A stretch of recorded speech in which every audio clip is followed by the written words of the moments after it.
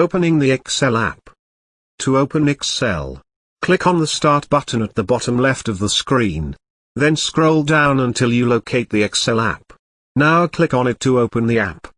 Another way you can open Excel is to click on the Start button at the bottom left of the screen. Now, on your keyboard, type Excel. You will see that the Excel app will appear. Now click on it to open the app. Opening a blank worksheet template. Once you have opened the Excel app, you will see different options, which you can select for Excel workbooks. We will discuss these in later videos. For now, let's open a new blank workbook by clicking on Blank Workbook.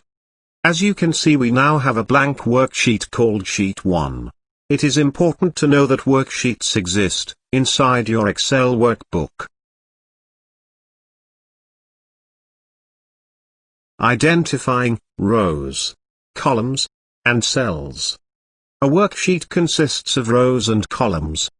Rows are numeric, which start with the number 1. You can select it by clicking on any number. Let's click on row 10. The entire row 10 will now be highlighted. Columns are alphabetic, which start with the letter A. You can select it by clicking on any letter. Let's click on the letter G. The entire column G will now be highlighted. An Excel worksheet is also made up of individual cells.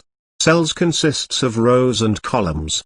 If you click on the cell with the reference of row 10, and the column of the letter G, where these two selections meet, this will be the selected cell. Each cell has a unique reference, which you can see at the top left of the Excel workbook.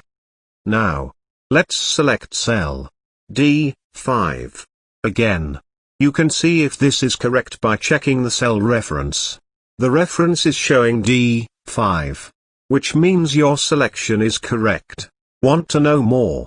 Then subscribe to the How To channel and find out how to navigate Office 365.